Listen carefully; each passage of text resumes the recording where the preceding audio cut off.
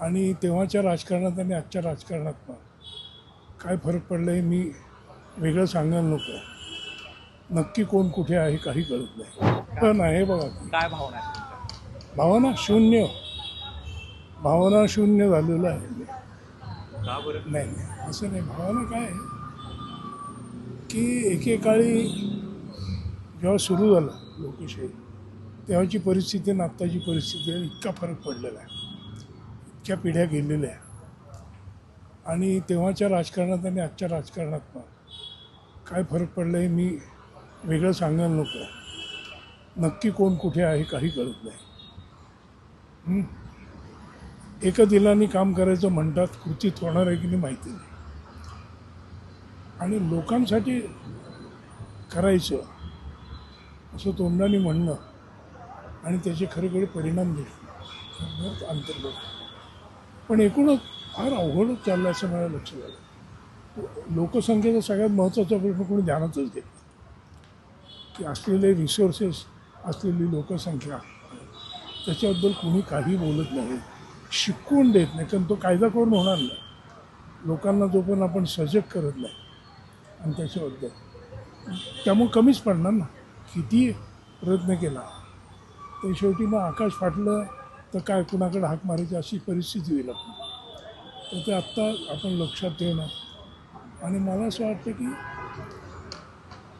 काय प्रोफेशनली आपलं काम करणं महत्त्वाचं आहे. आणि प्रोफेशनलीचा अर्थ म्हणजे व्यवसाय म्हणून जरी बघितलं, पूर्वी आपण एक याच्याकडे वेगळ्या पद्धतीने बघितलं जायचं की देशाप्रती असलेली निष्ठा, लोकांसाठी काही न घेता काम करणं, यात तिचं आता व्यवसाय म्हणून जरी केलं तुम्ही तरी मग त्या व्यवसायातली व्यावसायिकता लक्षात ठेवली पाहिजे.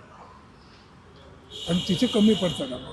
तुम्ही आत्ता असं म्हणाला राजकीय परिस्थिती, पण काय फरक जाणवतो हा प्रश्न येतोच की नेमकी पहिली राजकीय परिस्थिती आणि आत्ताची राजकीय परिस्थिती काय तुम्हाला? हे मी तुम्हाला सांगण्यापेक्षा तुम्ही बघता ना, तुम्ही जर्नलिस्ट आहात. पार्लमेंट कसं चालतं, विधानसभा कशी चालते तुम्ही बघता की त्यात काही फरक तुम्हाला जाणवतो का नाही? तुम्ही तरुण आहात, पण जुने आपल्याकडं हे आहेत ना व्हिडिओ आणि त्याची टेकिंग. विचाराने करणारी न भांडण असलं तरी शांत डोक्याने लॉजिकली आर्ग्युमेंट करणं वेगळं. वन अजेंडा काही चालत नाही की यांना उलथून कसं टाकायचं आणि मग ते आले की त्यांना उलथून कसं टाकायचं.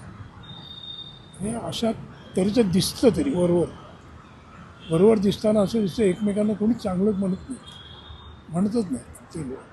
असं नव्हतं पूर्वी. तुम्ही बघा की अटल बिहारी यांचं विरोधी पक्षात असतानाचं भाषण बघा आणि त्यांना म्हणून पाठवलं होतं कुठे ते बघा.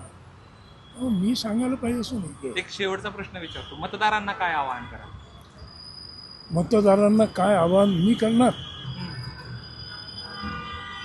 डोळे कान उघडे ठेवा, तोंड बंद करा. जे दिसतं, जे ऐकू येतं, जे पाहतोय त्याचे खरोखर पहा आणि आतून तुम्हाला जे वाटतं ते करा.